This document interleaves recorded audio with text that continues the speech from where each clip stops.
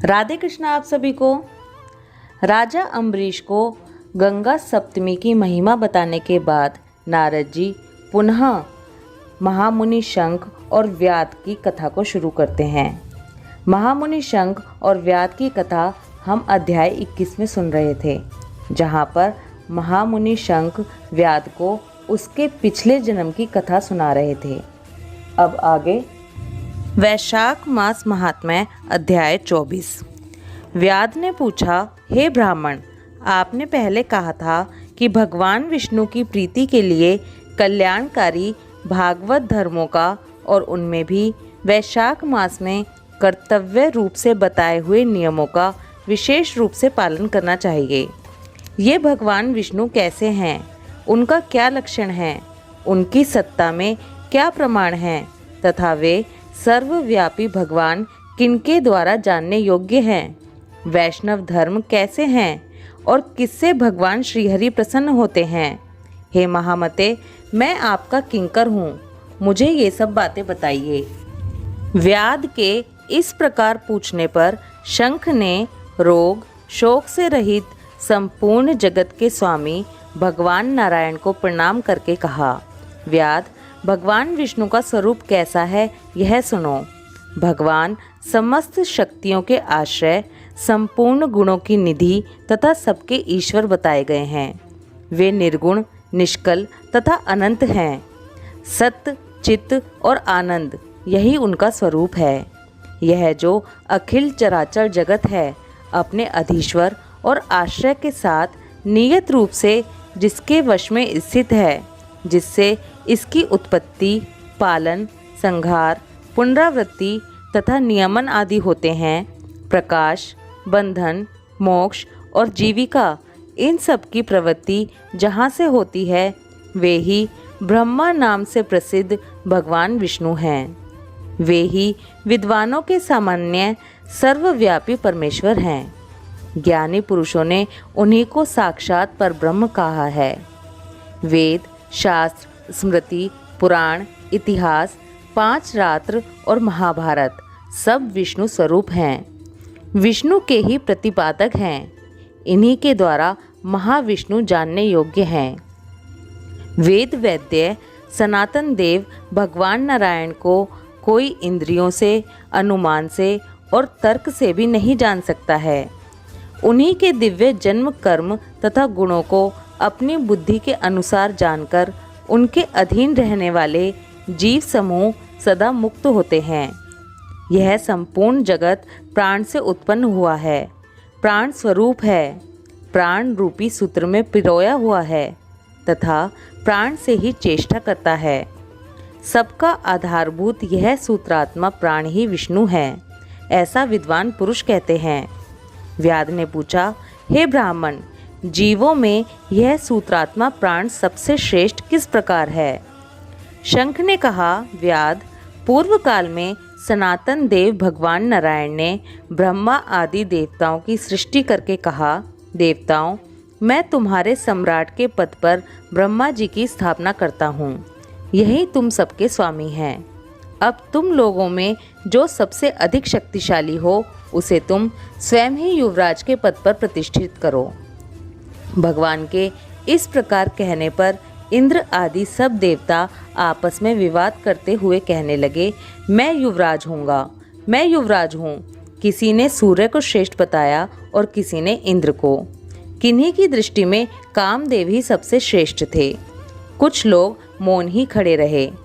आपस में कोई निर्णय होता ना देखकर वे भगवान नारायण के पास पूछने के लिए गए और प्रणाम करके हाथ जोड़कर बोले, हे महाविष्णु, हम सब ने अच्छी तरह विचार कर लिया, किंतु हम सब में श्रेष्ठ कौन है यह हम अभी तक किसी प्रकार निश्चय नहीं कर सके।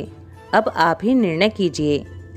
तब भगवान विष्णु ने हंसते हुए कहा, इस विराट ब्राह्मण रूपी शरीर से जिसके निकल जाने पर यह गिर जाएगा और जिसके प्रवेश करने पर पुनः उठकर खड़ा हो जाएगा, वही देवता सबसे श्रेष्ठ है।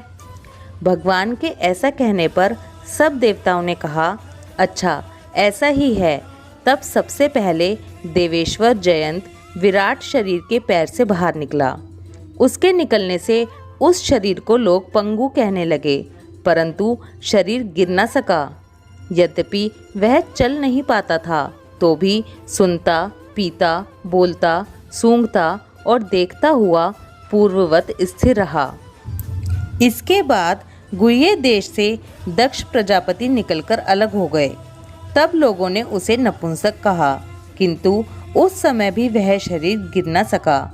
उसके बाद विराट शरीर के हाथ से सब देवताओं के राजा इंद्र बाहर निकले। उस समय भी शरीर पात नहीं हुआ। विराट पुरुष को सब लोग हस्तहीन कहने लगे। इसी प्रकार नेत्रों से सूर्य निकले। तब लोगों ने उसे अंधा और काना कहा। उस समय भी शरीर का पतन नहीं हुआ। तदंतर नासिका से अश्विनी कुमार निकले, किंतु शरीर नहीं गिर सका। केवल इतना ही कहा जाने लगा कि यह सूंघ नहीं सकता। कान से अधिष्ठातु देवियां दिशाएं निकलीं। उस समय लोग उसे बधिर कहने लगे, परंतु उसकी मृत्यु नहीं हुई। तत्पश्चात जिह्वा से वरुण देव निकले। तब लोगों ने यही कहा कि यह पुरुष रस का अनुभव नहीं कर सकता, किंतु देहपात नहीं हुआ। तदंतर वाक इंद्रिय से उसके स्वामी अग्निदेव निकले। उस समय उसे गूंगा कहा गया, किंतु शरीर नहीं गिरा। फिर अंतःकरण से बोध स्वरूप रुद्र देवता अलग हो गए। उस दशा में लोगों ने उसे जड़ कहा, किंतु शरीर पात नहीं हुआ। सबके अंत में उस शरीर से प्राण निकला। तब लोगों ने उसे मरा हुआ बतलाया। इससे देवताओं के मन में बड़ा विस्मय हुआ।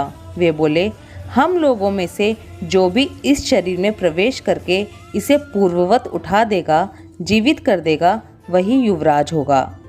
ऐसी प्रतिज्ञा करके सब क्रमशः उस शरीर में प्रवेश करने लगे। जयंत ने पैरों में प्रवेश किया, किंतु वह शरीर नहीं उठा। प्रजापति दक्ष ने गुह्य इंद्रियों में प्रवेश किया, फिर भी शरीर नहीं उठा। इंद्र ने हाथ में, सूर्य ने नेत्रों में, दिशाओं ने कान में, वरुण देव ने जिह्वा में, अश्विनी कुमार ने नासिका में, अग्नि ने वाक इंद्रिय में तथा रुद्र ने अंतःकरण में प्रवेश किया, किंतु वह शरीर नहीं उठा। सबके अंत में प्राण ने प्रवेश किया। तब वह शरीर उठकर खड़ा हो गया। तब देवताओं ने प्राण को ही सब देवताओं में श्रेष्ठ निश्चित किया। बल, ज्ञान, धैर्य, वैराग्य और जीवन शक्ति में प्राण को ही सर्वाधिक मानकर देवताओं ने उसी को युवराज पद पर अभिषिक्त किया। इस उत्कृष्ट स्थिति के कारण प्राण को उक्त कहा गया है। अतः समस्त चराचर जगत प्राणात्मक है। जगदीश्वर प्राण अपने पूर्ण एवं बलशाली अंशों द्वारा सर्वत्र परिपूर्ण है। प्राणहीन जगत का अस्तित्व नहीं है। प्राणहीन कोई भी वस्तु वृद्धि को नहीं प्राप्त होती। इस जगत में किसी भी प्राणहीन वस्तु की स्थिति नहीं है। इस कारण प्राण सब जीवों में श्रेष्ठ, सबका अंतरात्मा और सर्वाधिक बलशाली सिद्ध हुआ। इसलिए प्राण उपासक प्राण को ही सर्वश्रेष्ठ कहते हैं। प्राण सर्वदेवात्मक है। सब देवता प्राणमय हैं। वह भगवान वासुदेव का अनुगामी तथा सदा उन्हीं में स्थित है। मनीषी पुरुष प्राण को ही महाविष्णु का बल बतलाते हैं। महाविष्णु के महात्म्य और लक्षण को इस प्रकार जानकर मनुष्य पूर्व बंधन का अनुसरण करने वाले अज्ञानमय लिंग को उसी प्रकार त्याग देता है जैसे सर्प पुरानी केचुल को। लिंग देह का त्याग करके वह परम अनामय भगवान नारायण को प्राप्त होता है।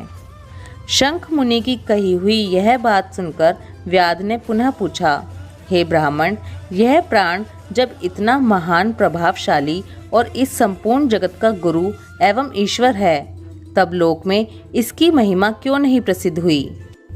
शंख ने कहा, पहले की बात है, प्राण अश्वमेध यज्ञ द्वारा अनामय भगवान नारायण का यजन करने के लिए गंगा के तट पर प्रसन्नता पूर्वक गया। अनेक मुनिगणों के साथ उसने फलों के द्वारा पृथ्वी का शोधन किया। उस समय वहाँ समाधि में स्थित हुए महात्मा कण्व बाम्बी की मिट्टी में छिपे हुए बैठे थे। हल जोतने पर बाम्बी गिर जाने से वे बाहर निकल आए और क्रोधपूर्वक देखकर सामने खड़े हुए महाप्रभु प्राण को श्राप देते हुए बोले, देवेश्वर, आज से लेकर आपकी महिमा तीनों लोकों में, विशेषतः भूलोक में प्रसिद्ध नहीं होगी। हाँ, आपके अवतार तीनों लोकों में विख्यात होंगे। व्याध, तभी से संसार में महाप्रभु प्राण की महिमा प्रसिद्ध नहीं हुई। भूलोक में तो इसकी ख्याति विशेष रूप से नहीं है। वैशाख मास महात्म्य अध्याय 24 समाप्त। ओम माधवाय नमः। राधे कृष्णा।